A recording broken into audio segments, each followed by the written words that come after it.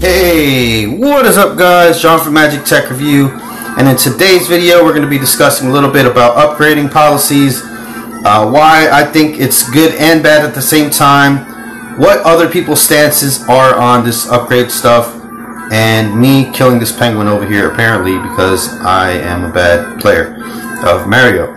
But anyways, seriously though guys, go ahead and hit the like if you enjoy my content. Go ahead and subscribe to become part of the Magic Tech Review family, and comment down below what you think about this video or any other topics that you might want me to make. So anyways, recently Cricket Wireless has added their upgrade policy, a 90-day upgrade policy. Now prepaidphonenews.com, which featured me in the article, thank you by the way, they're Dennis at prepaidphonenews.com. If you have not checked them out, please do so. I'll leave a link in the description below. So basically, they bring up a good point about, upgrades not being, the greatest for customers every 90 days, because it basically limits a customer to every 90 days that they can buy a phone from a company.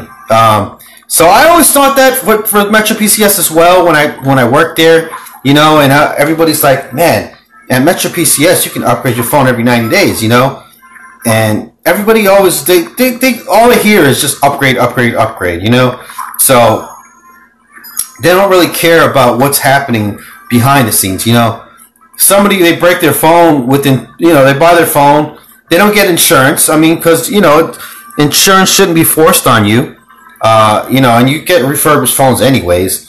When you get a phone through insurance, they say it might not be refurbished. It's pretty much 100% refurbished. I mean, it's dang near always refurbished phones anyways.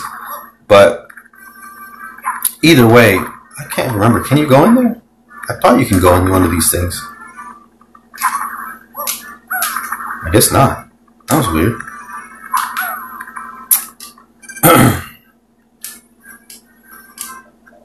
Okay.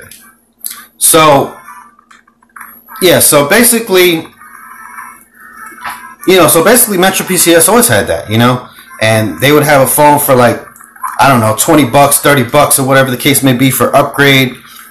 New customers, probably the same thing. And then if you're, if you haven't waited the 90 days, then you're going to have to pay full-blown retail price. So that's always a bummer, and that kind of hurts the customers in the end. Also, what's to say that somebody's not going to just go to Walmart, Kmart, Target, Best Buy to get a Cricket phone anyway? They don't have to go.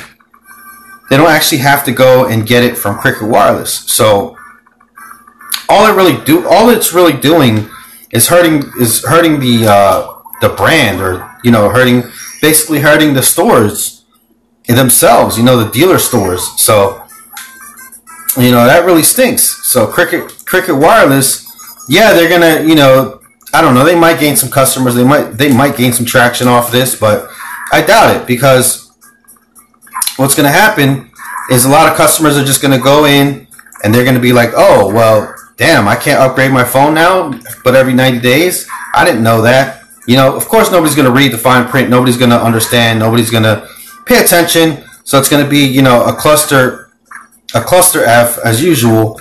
And people are just gonna, get confused, basically get hurt by the whole 90-day thing, And people are not used to it. So now, people that are used to just, hey, I broke my phone, I need another phone right away. Now they're gonna have to be paying full-blown retail price instead of that same easy price that they used to pay. Because you got phones in there that are like 20, 30 bucks. Even if they're new, it doesn't matter what it is. Some phones are always on the lower end, but now those lower end phones are going to be, those are going to be raised up to like 100 bucks if you want to get it before your 90-day upgrade policy. And basically all the 90-day upgrade policy is like it's like an insurance grabber. It's like, oh well, you better get insurance, you might break it before 90 days. It's like, so you're paying an extra $7 basically just for insurance, you know what I'm saying? And then you still have to pay a fee if you break your phone with the insurance anyways. So anyways, that's my kind of, you know, thing on it. You know, it could be good, it could be bad, either way. Let me know in the comments below what you think about upgrades and upgrade policies, and is it just a better way of saying something, or is it actually truthful? Is it actually, you know, the way, is it actually beneficial for customers, or does it actually hurt the customers? Let me know in the comments below. And unlimited, basically I was going to make a whole video about why unlimited is different and why unlimited shouldn't be called unlimited and everything like that, but I think we've already, you know, nailed this thing in the coffin already. I don't really want to talk about it that much anymore. You know, because they have unlimited max and unlimited 2 with Cricket Wireless, so they basically just changed over what they're calling it now, which is fine. They say it's, you know, confusing for customers, but it wouldn't really be confusing for customers if literally your you know, plans were actually unlimited. You know, they're not actually unlimited.